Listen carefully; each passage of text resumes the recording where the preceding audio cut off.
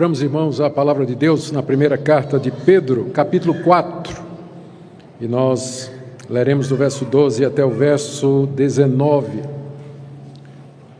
Primeira carta de Pedro, capítulo 4, do verso 12 até o verso 19. Estou usando a nova versão Almeida. A Almeida atualizada é a Bíblia mais usada pelos evangélicos em todo o Brasil. E ela já está servindo a comunidade evangélica brasileira há muitos anos. Era preciso passar por uma atualização da linguagem. E há cerca de 3 anos a Sociedade Bíblica do Brasil começou o processo de atualização da linguagem, mantendo a fidelidade aos originais, o mesmo estilo nobre, majestoso da nossa Almeida atualizada, e lançou agora a nova Almeida atualizada, que traz essas mudanças apenas na linguagem, sem alterar o conteúdo. Eu já examinei, já usei, estou muito entusiasmado com essa nova versão. Eu creio que a leitura é muito mais fácil e, sem dúvida, vai contribuir para o nosso entendimento das Escrituras. E eu vou usar esse texto hoje à noite, essa versão. Vamos ler então 1 de Pedro 4, de 12 a 19. Amados, não estranhem o fogo que surge no meio de vocês, destinado a pô-los à prova, como se alguma coisa extraordinária estivesse acontecendo. Pelo contrário, alegrem-se na medida em que são coparticipantes dos sofrimentos de Cristo, para que também na revelação de sua glória vocês se alegrem exultando. Se são insultados por causa do nome de Cristo, vocês são bem-aventurados, porque o Espírito da glória, que é o Espírito de Deus, repousa sobre vocês. Que nenhum de vocês sofra como assassino, ou ladrão, malfeitor, ou como quem se mete na vida dos outros. Mas se sofrer como cristão, não se envergonhe. Pelo contrário, glorifique a Deus por causa disso. Porque chegou o tempo de começar o juízo pela casa de Deus. E se começa por nós, qual será o fim daqueles que não obedecem ao Evangelho de Deus? E se é com dificuldade que o justo é salvo, que será do ímpio e do pecador? Por isso também os que sofrem segundo a vontade de Deus entreguem a sua alma ao fiel Criador na prática do bem. Vamos orar pedindo que Deus nos dê compreensão na sua palavra, irmãos e amigos, e também na aplicação dela à nossa vida. Oremos. Ó Senhor, estamos diante da tua revelação escrita, e nós pedimos que o Senhor nos dê entendimento para interpretá-la e aplicar o seu significado à nossa vida. Queremos orar por cada pessoa que está aqui nessa noite, que tua palavra seja instrumento teu, de acordo com a necessidade de cada uma dessas pessoas.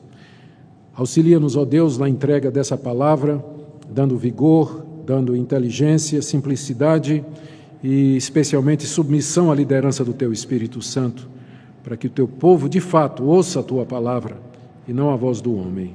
É o que nós te pedimos em nome de Jesus. Amém. Queridos, Pedro escreveu essa carta com o objetivo de orientar os cristãos das 5 províncias da Ásia a se comportarem da maneira correta no meio das provações. No capítulo 1 dessa carta, já no verso 1, Pedro fala dos cristãos que eram forasteiros no Ponto, na Capadócia, na Galácia, na Ásia e na Bitínia. Essas 5 províncias eram parte da grande região chamada Ásia Menor. E se você está familiarizado com o livro de Atos, você vai reconhecer aqui alguns desses lugares. Eles foram lugares onde Paulo passou pregando o Evangelho. Provavelmente esses cristãos, a quem essa carta é destinada, haviam se convertido através do ministério de Paulo ou de algum dos seus associados. Pedro, depois de algum tempo, se sente dirigido por Deus para escrever uma carta àqueles irmãos daquelas 5 províncias, com o objetivo de ajudá-los a enfrentar as perseguições que estavam acontecendo naquelas regiões contra os cristãos. Nós temos que lembrar a essa altura que aquelas perseguições não eram ainda parte das perseguições oficiais que começariam no ano 68, quando Nero, então, culpou os cristãos pelo incêndio de Roma e decretou a busca, apreensão e morte de todos os cristãos. Milhares de cristãos morreram jogados aos leões, Alguns deles foram amarrados em postes, embebidos em piche e incendiados para iluminar as noites de Roma. Muita atrocidade aconteceu. Mas isso é depois do ano 68. Essa carta está localizada no final da década de 50 ou no início da década de 60. Então não era ainda aquela perseguição oficial do Império Romano. Mas eram perseguições movidas pelos patrícios, pelos concidadãos, pelos gentios, pelos pagãos em geral, que estranhavam muito os cristãos. E, sinceramente, os cristãos deveriam parecer um povo muito estranho naquela época. Eles não adoravam os deuses, todo mundo tinha muitos deuses, os cristãos só adoravam um Deus, o Deus do nosso Senhor Jesus Cristo. Os cristãos não participavam dos festivais religiosos que a cultura greco-romana patrocinava a todo momento. Todo emprego tinha um patrono, um deus, uma deusa, e havia festivais em honra a esses deuses, centenas de templos, às vezes numa mesma cidade, e os cristãos não participavam destas coisas que eram consideradas atividades sociais. Os cristãos não chamavam o imperador de Senhor, porque era um título que eles dedicavam somente a Jesus Cristo. E corria boatos maldosos, eu já mencionei aqui para vocês, não é? De que além de ateus e maus cidadãos que não reconheciam a autoridade do imperador, os cristãos eram canibais, né? Porque eles, como nós vamos fazer hoje à noite, eles se reuniam para comer a carne e beber o sangue de alguém, não é? Então a mente pagã via nisso, né? Não entendia o que é que nós vamos fazer nessa noite. Ser cristão naquela época, portanto, significava ser insultado, criticado, caluniado, injuriado, sofrer ameaças, passar por vergonha, sofrer insultos. É desse tipo de perseguição que Pedro está tratando aqui. Ainda não é aquele momento de agressão. Eu tenho certeza que todos nós podemos nos identificar de alguma forma com isso, porque mesmo que no Brasil não haja a perseguição, nem o banimento oficial das práticas cristãs e do culto cristão, há, entretanto, aquilo que a gente chama de violência simbólica, que é uma hostilidade geral da sociedade, dos fazedores de opinião, da mídia, dos centros universitários, do meio acadêmico, contra o cristianismo e seus valores. Então, embora isso seja sutil, nem sempre, mas geralmente sutil, meio que velado, o cristão que quer viver o cristianismo plenamente, ele vai sentir oposição e hostilidade. O jovem cristão na universidade, por exemplo, se ele se identifica como cristão, ele vai sofrer do professor de biologia. Especialmente se ele estiver na área de humanas, então, que é muito influenciada pelo marxismo cultural, pelo ateísmo filosófico, ele vai ser perseguido pelo professor. O cristianismo vai ser motivo de chacota, o professor vai fazer de propósito. E se ele estiver no mestrado e quiser defender alguma tese que tenha, de alguma forma, algum interesse cristão, ele vai sofrer retaliação também por conta disso aí, dificuldades por conta disso aí. No trabalho, especialmente se ele trabalhar numa repartição pública, o conceito de que o Estado é laico vai ser usado para proibir que ele expresse a sua religião e suas convicções cristãs no ambiente de trabalho. Então, aos poucos, estes agentes vão empurrando o cristianismo para fora da arena pública, querendo que se torne apenas uma questão de preferência pessoal, que meu cristianismo seja algo pessoal que eu pratico dentro de casa e, no máximo, dentro das quatro paredes do templo da igreja onde eu congrego. Então, isso é o que nós chamamos de violência simbólica, ou perseguição simbólica, que existe no Brasil e em alguns outros lugares. Não é como a perseguição que acontece nos países comunistas ou nos países muçulmanos, onde há leis e punições severas que vão desde castigos físicos até a morte para aqueles que professam o cristianismo abertamente. Então, o que está acontecendo aqui é, na carta, no tempo em que a carta foi escrita, era uma perseguição que já tinha passado do simbólico e tinha passado e já tinha entrado no campo da agressão verbal. O próximo passo vai ser captura e morte, além de tortura, para aqueles cristãos que não quiserem se submeter ao imperador. O meu objetivo nessa noite é trazer essas orientações que Pedro traz aqui para aqueles cristãos e aplicá-las a nós. Mas para isso nós temos que fazer algumas observações. A primeira, como eu disse, Pedro está aqui dando conselhos a quem está sendo perseguido pela fé. Alguém que está sendo perseguido porque é cristão. Então nós devemos ter isso em mente. A perseguição que havia naquela época era muito mais intensa do que aquela que existe no Brasil contra os cristãos hoje. Contudo, apesar disso, guardadas as devidas proporções, os mesmos princípios podem ser aplicados para nós. Você que enfrenta hostilidade, injúria, calúnia em diferentes ambientes em que você está. Segunda coisa que é importante mencionar é que os sofrimentos, o tipo de sofrimento que é mencionado aqui, é o sofrimento que é derivado do compromisso público com Cristo. Mas mesmo assim, os princípios que regem a maneira como nós tratamos esse sofrimento, eles podem ser aplicados aos sofrimentos que não são decorrentes necessariamente do fato de sermos cristãos. Você fica doente não é porque você é crente. Na crise que está no Brasil, sua empresa quebra, mas não é porque você é crente. Você tem um problema com o seu filho, um filho que apresenta dificuldades, mas não é necessariamente porque você é crente. Você é demitido da empresa onde você trabalhou durante tantos anos, mas não é necessariamente porque você é crente. Então, os cristãos passam também por muitos sofrimentos que não são resultado necessariamente da sua pública profissão de fé ou do seu compromisso visível com Jesus Cristo. Então, guardadas as devidas proporções, mesmo que o texto esteja falando de sofrimento que é causado por causa do nome de Jesus, nós ainda podemos fazer essa aplicação para nós. Ainda uma observação que eu preciso fazer. Há uma terceira categoria de sofrimento, que é aquele tipo de sofrimento que é resultado de uma coisa errada que o crente fez. O crente tomou uma decisão errada, ele fez uma escolha errada e as consequências vieram. E aí ele está sofrendo não porque ele é crente, mas ele está sofrendo porque fez alguma coisa errada. Então não é desse sofrimento que essa passagem está falando. Entretanto, se o crente reconhece que está sofrendo, porque ele mesmo atraiu sobre si com o seu erro, com o seu pecado, as consequências nem sempre prazerosas, ele pode diante de Deus se arrepender, ele pode confessar o seu pecado a Deus, e a promessa que nós temos na Bíblia é que Deus atende o coração contrito.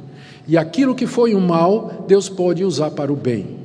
Deus pode transformar a tragédia que você cometeu, o erro que você fez, mediante o perdão verdadeiro, o arrependimento sincero, Deus pode transformar no meio para que você cresça, um meio de bênção para você, se houver esse arrependimento do que eu estou falando.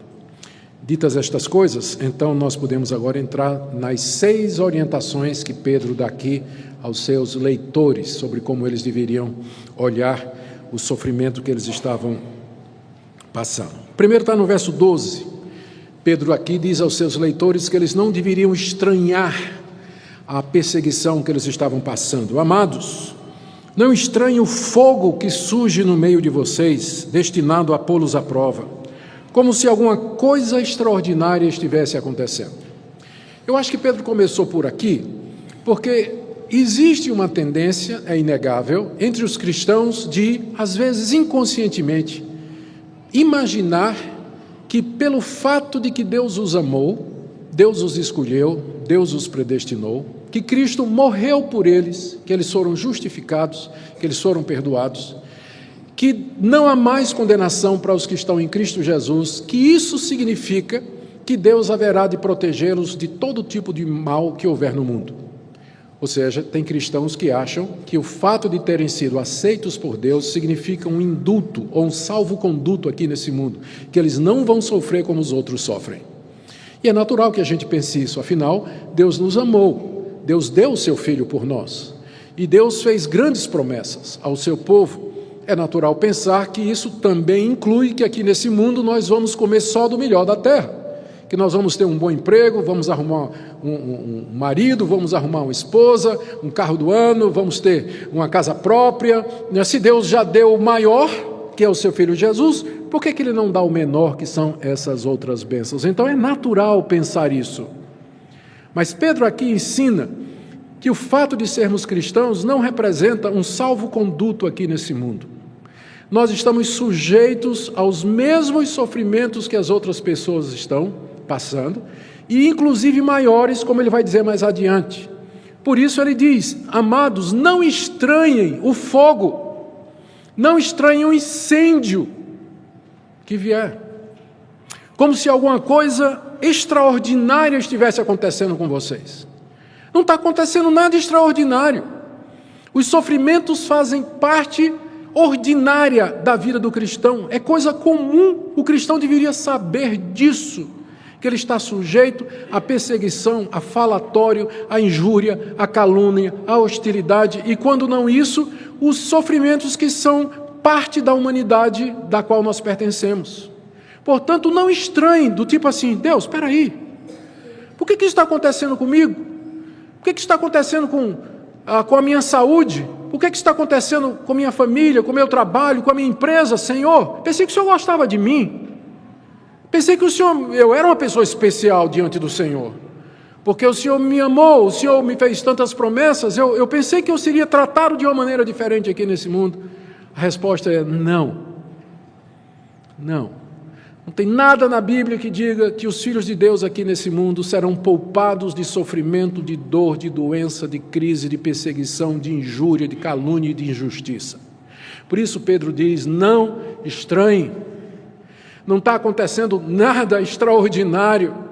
O que está acontecendo é aquilo que Deus planejou para acontecer na vida do seu povo. Os sofrimentos são parte da nossa vida comum. Não tem nada extraordinário acontecendo aí no meio de vocês, quando vocês estão sendo perseguidos, hostilizados ou passando por dificuldade.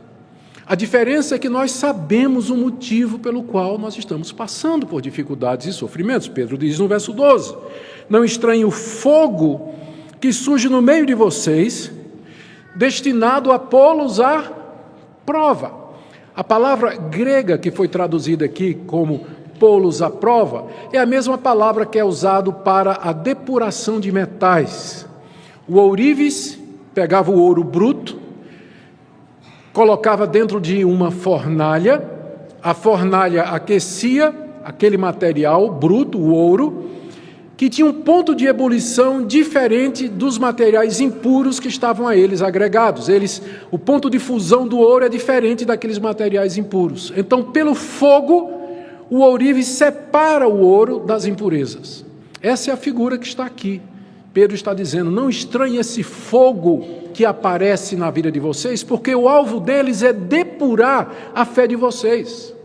Por isso que não está acontecendo nada de extraordinário. Porque esse é o plano de Deus. É assim que Deus faz para que os seus filhos cresçam, para que os seus filhos ganhem caráter, para que eles sejam purificados das suas fraquezas espirituais. É através exatamente do sofrimento. Porque tem muita coisa que nós não vamos aprender somente ouvindo sermões e lendo bons livros. Deus tem que usar a escola do sofrimento para nos ensinar, a nos fazer crescer. E eu sei que se você for honesto, você vai admitir isso. Que aqueles períodos da sua vida em que você mais orou, leu a Bíblia e buscou a Deus, foi quando tudo deu errado na sua vida. Porque quando tudo estava indo muito bem, você sabe que você relaxou, não é que você não ama a Deus, mas você não orava com o mesmo fervor, você não pegava a Deus pela fé em oração, insistindo com Ele. Você aprendeu mais exatamente naqueles períodos de dor, de sofrimento, de crise, não é verdade? Deus sabe que é assim que nós funcionamos, por isso não estranhe. Não está acontecendo nada extraordinário quando o sofrimento bate à sua porta, quando o incêndio vem, porque o alvo dele é exatamente provar a sua fé. Provar no sentido de purificar e refinar. A segunda orientação de Pedro é a contraparte disso. Se por um lado nós não devemos estranhar, por outro, nós devemos nos alegrar, é o que diz o verso 13. Pelo contrário, diz o apóstolo, alegrem-se na medida em que são coparticipantes dos sofrimentos de Cristo, para que também na revelação de sua glória vocês se alegrem exultando. Em vez de estranhar o sofrimento, Pedro diz, vocês deveriam se alegrar. A alegria que Pedro recomenda aqui, e nós não devemos entender mal o que ele escreve, não é cinismo, não é de você assim pretender que você está feliz, quando no fundo do seu coração você está sofrendo muito com aquilo que está lhe acontecendo. A Bíblia não proíbe que você diga a Deus, está doendo, Senhor, está doendo e muito, muito, está doendo, eu não sei se eu vou conseguir. A Bíblia não proíbe que você diga a Deus isso.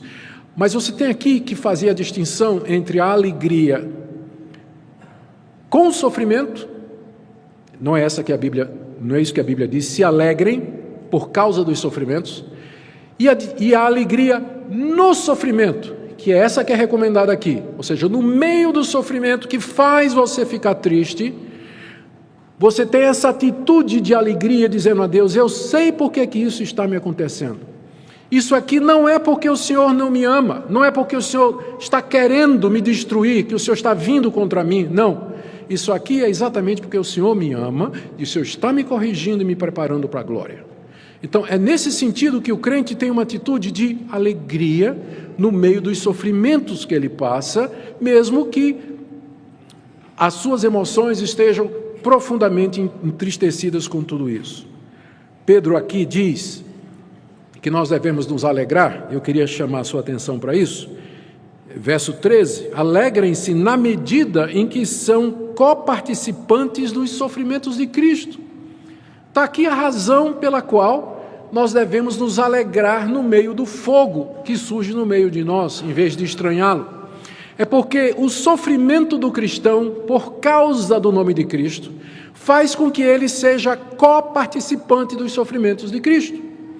Cristo morreu, veio a esse mundo, sofreu e morreu por nós. E Deus depois o elevou à glória, e ele virá em glória no final de todas as coisas.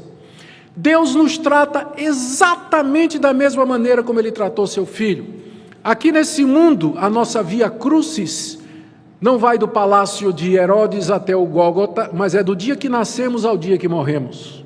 É nossa via crucis aqui, e que nós vamos carregar a cruz, sofrermos por conta de Jesus, e depois é que vem a glória. Veja que Pedro diz aqui no final do verso 13, para que também na revelação de sua glória vocês se alegrem exultantes. No momento a glória de Cristo está velada, está escondida do mundo, mas Deus vai revelar a glória de Cristo. Deus vai mostrar ao mundo que aquele que sofreu na cruz, como um expatriado, como um traidor do seu povo, como um renegado, um falso profeta, era na verdade o poderoso Filho de Deus, executando o plano eterno de redenção. Isso está velado ao mundo agora. O mundo não vê Cristo dessa forma. Mas um dia, Deus revelará a glória de Cristo. E nesse dia, ele diz aqui, nós nos alegraremos exultantes, jubilosos. Mas note que a esperança que nos é dada aqui, o conforto que nos é dado aqui, é para o futuro. A Bíblia não apresenta absolutamente nada nesse mundo que possa alegrar, consolar e satisfazer o nosso coração.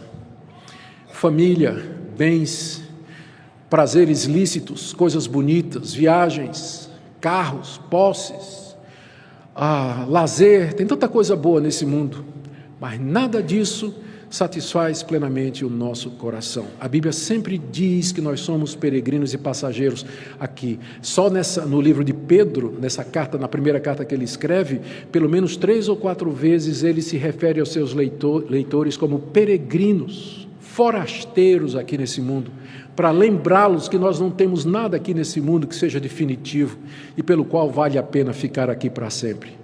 A nossa esperança está na glória, na revelação de Jesus Cristo. É lá que nós vamos alegrar-nos e nos exultantes com a vitória dele.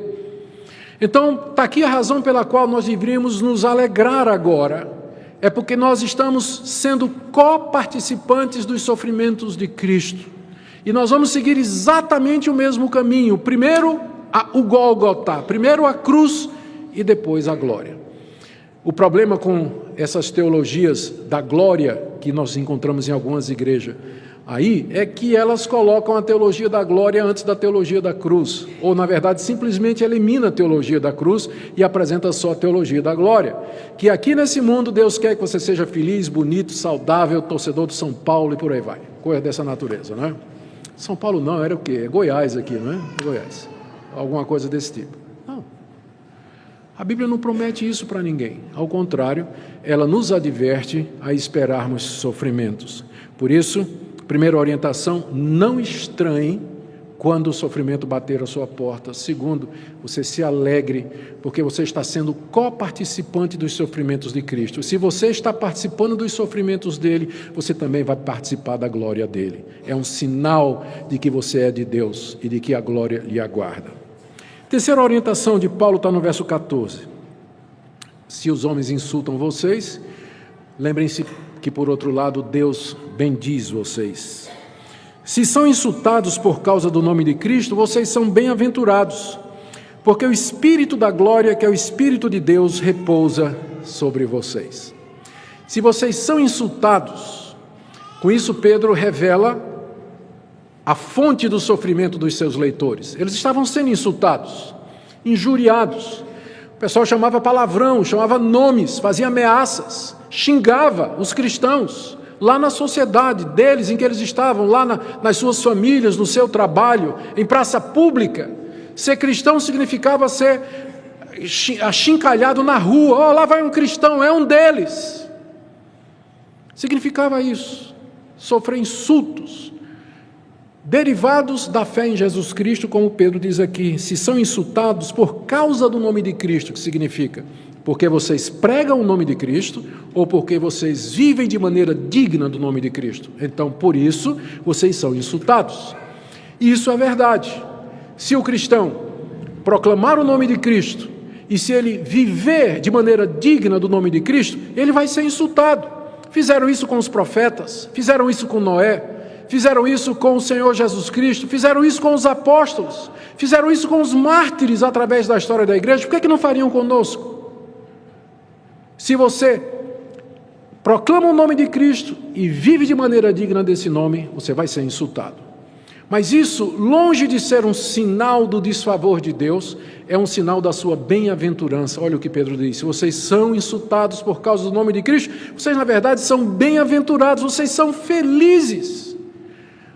Pedro deve ter ouvido, claro, Pedro ouviu quando Jesus Cristo disse no Sermão do Monte: bem-aventurados sois vós quando vos perseguirem, vos injuriarem e mentindo disserem todo mal contra vós, porque foi assim que os seus pais perseguiram os profetas antes de vós.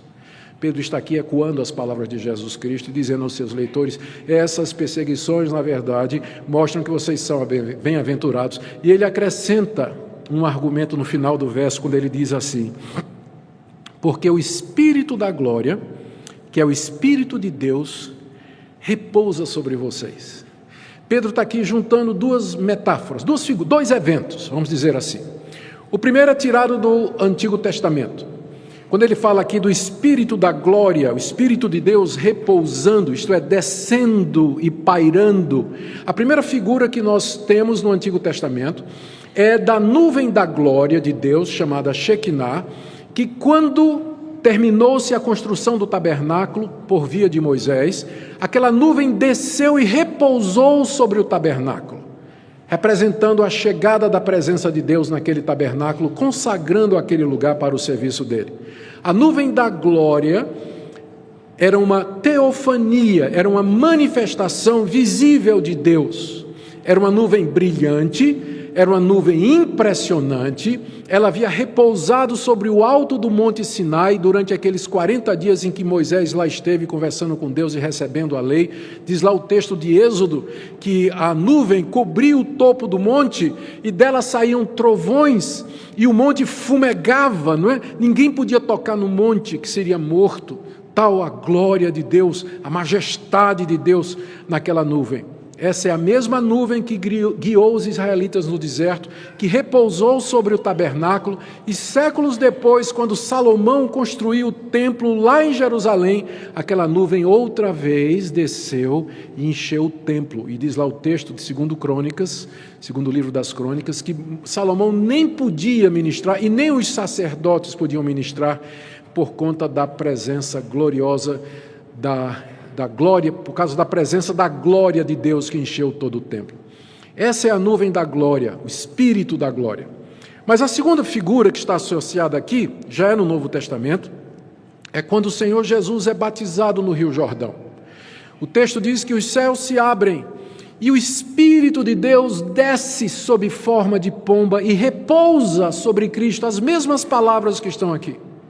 O Espírito de Deus descendo e repousando sobre Cristo. Essa mesma nuvem que mais adiante vai aparecer no Monte da Transfiguração, quando Jesus sobe com seus discípulos e uma nuvem cobre o pico do monte e Moisés e Elias aparecem em glória falando com Jesus Cristo. Creio que todas essas figuras estão aqui. O que Pedro está dizendo é o seguinte: vocês são insultados porque vocês estão cheios do Espírito da glória, cheios do Espírito de Deus. Vocês são insultados porque o Espírito de Deus repousa sobre vocês. Todo aquele cristão que é cheio do Espírito Santo, ele vai experimentar insulto. Eu sei que hoje em dia o que se destaca quando se fala em plenitude do Espírito são manifestações. Se você for cheio do Espírito Santo, você vai ter manifestações. E alguns associam dom de línguas, profecia, visão. E aí vem os exageros, que a gente sabe que não são todos os nossos irmãos pentecostais, mas algumas linhas pentecostais e neopentecostais vão falar de cair no Espírito, dançar no Espírito, dar cambalhota no Espírito, rir no Espírito. Geralmente é isso que se associa com a ideia do Espírito da glória de Deus repousar sobre uma pessoa. Só que Pedro aqui acrescenta um elemento que ninguém está interessado quando fala em avivamento. Se o Espírito da glória de Deus vier sobre você e encher você, você vai ser insultado. Você vai passar por dificuldade na sua faculdade, na sua família, no seu trabalho, porque o Espírito de Deus vai refletir a santidade de Deus, a glória de Deus na sua vida, e o mundo não suporta isso. Jesus Cristo mesmo disse aos seus discípulos: eu vou mandar para vocês o Consolador que o mundo não pode receber, mas ele estará sobre vocês. Por que o mundo não pode receber? Exatamente porque há esse antagonismo entre o mundo e as coisas de Deus. Então, se os homens insultarem vocês por causa do nome de Cristo, na verdade, vocês são bem-aventurados, porque isso é uma prova de que o Espírito da glória, o Espírito de Deus, ele repousa sobre vocês. Então, em vez de vocês desanimarem, ou desistirem, ou estranharem esse tipo de coisa, vocês podem dizer: ó Deus, que privilégio, eu quero mais do Teu Espírito, eu quero que o Senhor me encha mais e mais do Espírito, da Tua glória, para que eu reflita Jesus Cristo aqui nesse mundo. Mas agora vamos para uma quarta observação de Pedro, orientação que está nos versos 15 e 16, que é uma espécie de aviso, Pedro aqui está fazendo uma ressalva, talvez essa seja a melhor palavra. Pedro faz uma ressalva. Ele está dizendo até aqui: vocês devem se alegrar com o sofrimento. Vocês devem perceber que o sofrimento, na verdade, é instrumento de Deus na vida de vocês. E, portanto, vocês devem se sentir gratos a Deus, porque o Espírito de Deus repousa sobre vocês. Mas, Pedro diz, eu estou falando do sofrimento por conta de ser cristão. Verso 15. Que nenhum de vós sofra como assassino, ladrão ou malfeitor, ou como quem se mete na vida dos outros. Mas se sofrer como cristão, não se envergonhe, pelo contrário, glorifique a Deus por causa disso. O que Pedro está dizendo aqui é o seguinte: o sofrimento que eu estou falando aqui é o sofrimento porque você é crente, que é decorrente da sua postura como cristão. Se você tem que sofrer, não sofra porque você é assassino, ladrão ou malfeitor. 3 coisas que são criminosas. E às vezes acontece que você encontra gente, crente que se diz cristão, que está sofrendo porque é um assassino, é um ladrão ou um malfeitor. Malfeitor é uma palavra muito ampla no grego, significa todo tipo de malfeito. Ele fez algum malfeito e está sendo penalizado ou pelo Estado ou pela lei, está sendo processado, ou então está sendo ameaçado, alguém tomou as dores e está querendo tomar satisfação, mas é porque ele fez alguma coisa errada. Pedro disse: se você que é crente, se você vai ter que sofrer, não sofra por conta disso, porque isso não é nenhum mérito, isso não é nenhuma glória, isso não é nenhum motivo de satisfação ou de agradecer a Deus se você está sofrendo por esse tipo de coisa. E parece que eu estou ouvindo você dizer assim: ah, pastor, mas eu escapei disso aqui, porque eu não sou assassino, eu não sou ladrão e eu não sou malfeitor. Mas a lista não terminou. Diz também: nem como quem se mete na vida dos outros. Não tem um povinho que se meta mais na vida dos outros do que o crente. Pense num povo para se meter na vida dos outros. Crítico, julga todo mundo, discerne as intenções e condena no coração, dá sua opinião, vai no Facebook criticar todo mundo, sabe de tudo, se mete na vida dos outros. E aí vem a rebordosa, porque o pessoal não gosta que a outra pessoa vai meter o nariz na sua vida, não é? E aí a pessoa reage, e a pessoa vem forte, não é? Contra o metido. Aí lá vai o metido pedir oração na igreja. Eu estou sendo perseguido, pastor, ore por mim, porque lá no Facebook tem uma perseguição contra mim, só porque eu digo a verdade, pastor. Só porque eu sou sincero. Geralmente essas pessoas que usam esse argumento, né, eu sou muito sincero, eu digo logo o que eu estou pensando, elas não gostam quando são tratadas do mesmo jeito. Elas não gostam. É bom para elas, para os outros não. Então, a regra é essa: se você vai sofrer, que você não sofra como assassino, como ladrão malfeitor, ou como quem se mete na vida dos outros. Ou seja, que, generalizando, que o seu sofrimento não seja causado pelos seus malfeitos, pelos seus erros, pelas suas escolhas erradas. Mas se você sofrer como cristão, é o verso seguinte, verso 16, não se envergonhe. Não tenha vergonha de se você passar por humilhação, sofrimento, xingamento, porque você é cristão. Está me ouvindo, adolescente? Você, moça, adolescente, está me ouvindo? Quando as suas coleguinhas da escola disserem assim, tu tem 15 anos e ainda é virgem, não fique com vergonha não. Não se envergonhe por isso não. Dê graças a Deus por isso. Você jovem que está me escutando, quando lá na universidade, os amigos chegarem com filme pornográfico ou foto pornográfica no celular, mostrar para você e eles começarem a zombar e rir da sua cara, não tenha vergonha disso não, de sofrer bullying por conta disso. Não se envergonhe disso não. Você devia ter vergonha, era de participar das imoralidades e da vida desenfreada das pessoas ao seu redor e ser como um deles. É disso que você devia ter vergonha. Mas se você sofre como cristão, não se envergonhe disso. Ao contrário, veja o que Pedro diz, final do verso 16, glorifique a Deus por causa disso. Oh Deus, graças te dou. Que privilégio sofrer pelo teu nome. Que bênção, deixa eles xingarem. Lá vai o santarrão, né? Lá vai o santarrão, amém, Senhor. Deixa eles falarem, né? Lá vai o santinho, oh Senhor, glória. Obrigado, que privilégio, né? É melhor ser chamado disso do que ser chamado de o impuro, não é? Aquele cara é viciado em pornografia. Não, isso aí você tem que ter vergonha disso. Mas você deve dizer, Deus, obrigado. Porque o Senhor tem me dado uma vida pura. E eu quero viver para a tua glória. Amém. Agora, como eu disse na introdução, se por acaso você caiu numa destas coisas aqui, não quer dizer que Deus desistiu de você. Você pode, em verdade, se arrepender destas coisas, confessá-las a Deus, se reconciliar com Deus e pedir a Deus que Deus transforme o sofrimento que você está passando agora como consequência dos seus pecados em um meio para a sua santificação e para o seu crescimento. E aquilo que antes foi motivo de vergonha poderá se tornar depois motivo de glória. Um dia o rei Davi fez uma coisa muito ruim.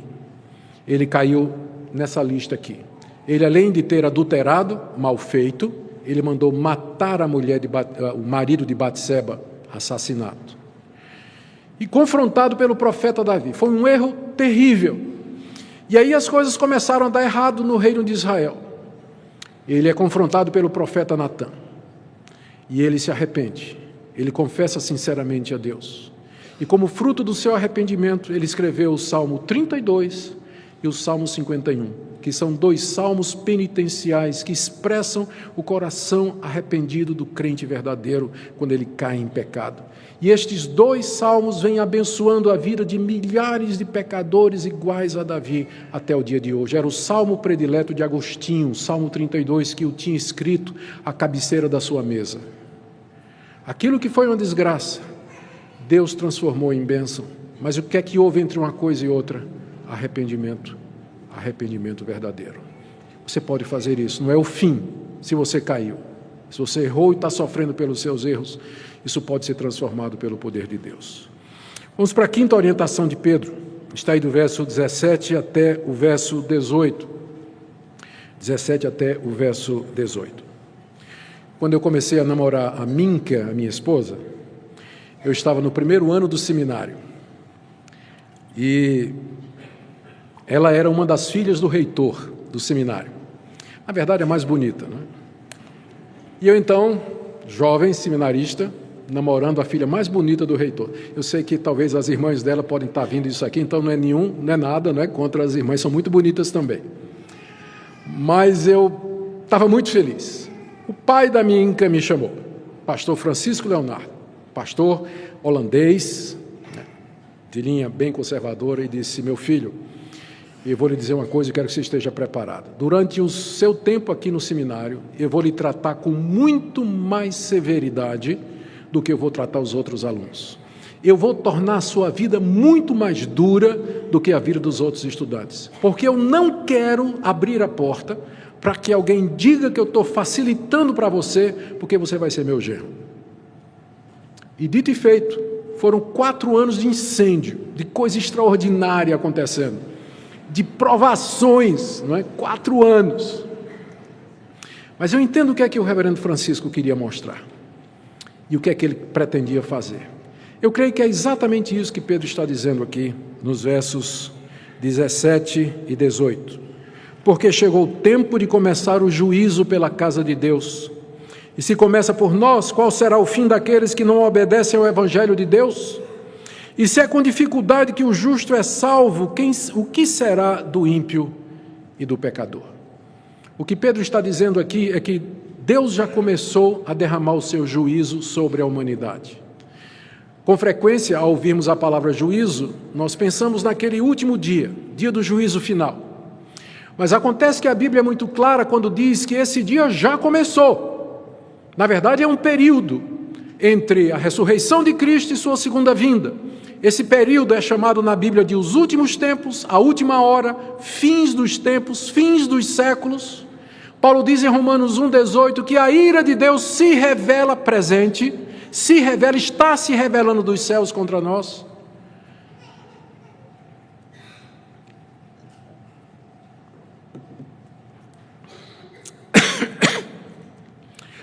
A tosse faz parte disso, eu sei, também. Ou seja, não somente o dia da salvação já foi anunciado, está sendo anunciado ao mundo, mas junto com a salvação também é anunciado o juízo de Deus. E Deus já derrama os seus castigos temporais sobre a humanidade. Que castigos temporais são estes? Acidentes, tragédias, fomes, terremotos, calamidades, convulsão dos povos, incerteza, guerras, políticas, todos os desastres que têm acompanhado a história da humanidade. Jesus tem uma lista deles, lá em Mateus 24, quando os discípulos perguntam a respeito dos sinais dos tempos. E Jesus disse: não se engane, terremoto, praga, fome, guerra, perseguição. Ele disse isso há 2000 anos e continua exatamente do mesmo jeito ou pior. Ou seja, o juízo já começou. Deus já está derramando o seu desprazer e a sua ira. Hoje, parada gay em São Paulo. Dizem lá que encheu a Paulista. Eu olho para aquilo ali e me lembro de Romanos 1, dizendo que Deus entregou a humanidade aos seus próprios desejos. Deus os entregou às suas próprias paixões. É sinal do juízo de Deus quando a sociedade perde todo o referencial, especialmente da sua identidade sexual, que é dada no seu nascimento, que faz aquilo que nós somos e compõe a nossa identidade. Deus os entregou a paixões infames para que desonrassem o seu corpo entre si. Faz parte dos juízos de Deus sobre a humanidade, quando Ele finalmente entrega aos homens a todas as suas paixões. Nós estamos vivendo o juízo. Já começou. Agora, o que é que Pedro está dizendo aqui é que Deus começa com a casa dele. Está vendo aqui no início do versículo? Chegou o tempo de começar o juízo pela casa de Deus. A casa de Deus é uma expressão no Antigo Testamento para se referir ao templo. Mas no Novo Testamento se refere à igreja, não igreja, edificação, mas o povo de Deus que aqui se reúne ou em qualquer lugar. O juízo de Deus começa com a sua igreja. E isso não é difícil de demonstrar, não.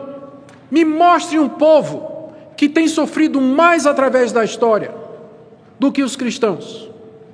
martirizados, perseguidos pelos 10 imperadores romanos até o ano 400, perto do ano 400, jogados às feras, apedrejados, enforcados, torturados. Durante a Idade Média, nos países comunistas, nos países muçulmanos, nós vemos nas mídias sociais, que a grande mídia não noticia, crentes sendo decapitados, igrejas sendo explodidas com mulheres e crianças dentro, cristãos fuzilados. Nunca houve um povo tão perseguido como os cristãos, sem fazer pouco do sofrimento, por exemplo, dos judeus. Mas comparativamente falando, não chega nem perto. Se calcula que anualmente 200 mil cristãos são mortos no mundo por conta da sua fé. O juízo de Deus já começou e ele começa pela casa dele. Agora é claro que para nós estas coisas não são juízo condenatório, porque nenhuma condenação há para os que estão em Cristo Jesus. Cristo já levou toda a nossa condenação, mas estes sofrimentos, eles são o juízo purificador de Deus para depurar a nossa fé, para nos fazer crescer, não para nos destruir, mas pelo contrário, para fazer com que nós almejemos e aproveitemos melhor a glória. Mas para o mundo, isso é o prenúncio do sofrimento eterno. Os juízos temporais de Deus antecipam os juízos eternos, o sofrimento sem fim no inferno. Daí a pergunta de Pedro: chegou o tempo de começar o juízo pela casa de Deus. Aí ele pergunta: e se começa por nós, qual será o fim daqueles que não obedecem ao Evangelho de Deus? Ora, se Deus trata os seus filhos dessa forma, o que ele não fará no dia do juízo com os ímpios?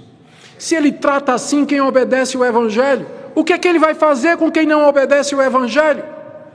Eu espero que aqui na minha audiência nessa noite, e dos que me ouvem também pela internet, não tenha ninguém nessa condição de desobediente ao Evangelho, porque é isso que vai acontecer com você. Se Deus aos seus filhos trata dessa forma, João Batista decapitado, seu próprio filho crucificado, os apóstolos mortos, os cristãos queimados em Roma, se Deus, outras pessoas bombardeadas nesses países comunistas, se Deus permite que isso aconteça com seus filhos, o que é que você acha que ele vai fazer com você no dia do juízo?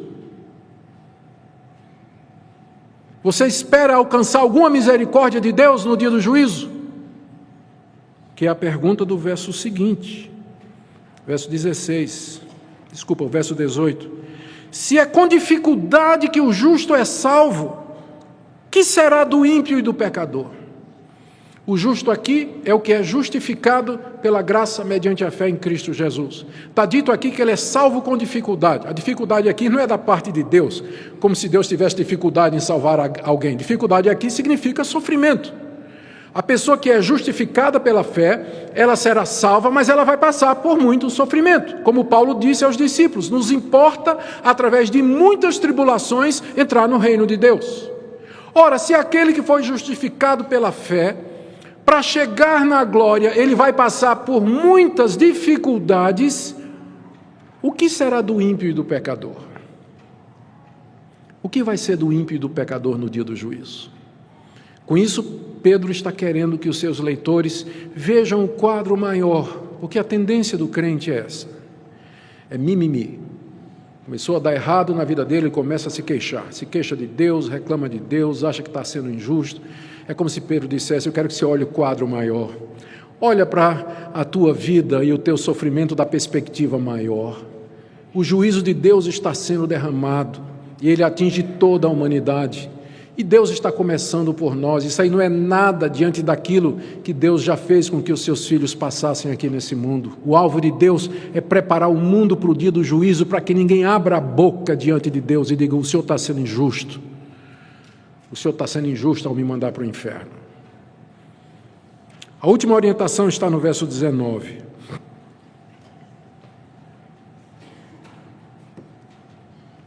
Por isso, ou seja, à luz do juízo de Deus que se aproxima e que já está presente, também os que sofrem segundo a vontade de Deus, entreguem a sua alma ao fiel Criador na prática do bem. Então, primeira observação aqui, o que salta à vista é o fato de que Pedro diz que o sofrimento é da vontade de Deus, o que contraria aquela teologia que você talvez esteja acostumado a ouvir, que diz que todo sofrimento é do diabo e que a vontade de Deus é só coisa boa para os seus filhos. De fato, Deus só quer coisa boa para os seus filhos, só que essas coisas boas às vezes são alcançadas através de métodos amargos, não é? Métodos amargos. Mas então você já sabe aqui por esse versículo que a vontade de Deus é que o seu povo sofra. Os que sofrem segundo a vontade de Deus. Faz parte do plano de Deus, faz parte do projeto de Deus, o sofrimento como um componente da vida cristã. E por isso nós vamos sofrer aqui. Por isso você não vai mais dizer, eu decreto que esse sofrimento está fora, eu não aceito, eu declaro vitória, que caia todo mal e todo sofrimento agora, né? Você vai parar de fazer isso, né? Porque não tem base bíblica nenhuma para você dizer isso. E você vai dizer assim, Deus, o sofrimento eu estou vendo aqui, é a vontade do Senhor para a minha vida. Então eu quero que o Senhor me ajude a abraçar esse sofrimento da forma certa. Que eu não desperdice o meu sofrimento, que ele seja um instrumento teu na minha vida. Para que eu cresça, para que eu seja resiliente, para que eu seja paciente, para que eu aprenda pureza, perseverança, santidade. Porque agora eu vejo que de fato é a tua vontade.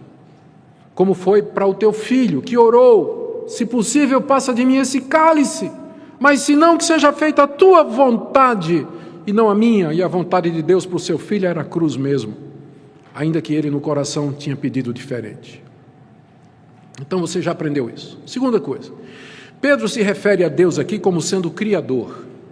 Entregue a sua alma ao fiel Criador. E eu creio que essa é a designação mais apropriada de Deus, realmente aqui nesse contexto. Deus como Criador evoca o fato de que Ele é todo-poderoso. Ele do nada fez tudo o que existe. Portanto, Ele também controla tudo o que existe. Toda a criação obedece ao seu comando. Ele controla a providência, controla a história, controla os acontecimentos, nada ocorre fora do seu querer. Ele pode mandar o sofrimento, ele pode suspender o sofrimento. Tudo está debaixo do poder sábio de Deus. Mas ao mesmo tempo que esse Deus é o Criador, Pedro diz aqui que ele é o fiel Criador. O que imediatamente nos lembra que esse Deus Todo-Poderoso, Ele nos fez promessas, Ele fez uma aliança conosco, Ele fez um pacto conosco, celebrado no sangue de Cristo Jesus, que disse, esse é o sangue da nova aliança. Deus tem um pacto com o seu povo, e nesse pacto Deus promete nos fazer bem, nos perdoar os pecados, nos receber como filhos, nos dar a vida eterna, e nos fazer herdar o novo céu e a nova terra onde habita a justiça. Por que Pedro chama Deus então do fiel Criador?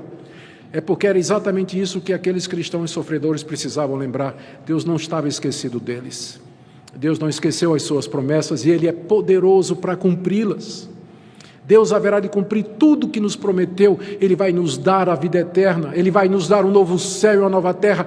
Não haverá mais lágrimas, Ele vai enxugar toda a lágrima dos nossos olhos. As doenças serão plenamente curadas. Nós seremos ressurretos com corpos perfeitos, imortais, incorruptíveis. Deus nos prometeu tudo isso em Cristo Jesus e Ele é fiel e poderoso para cumprir.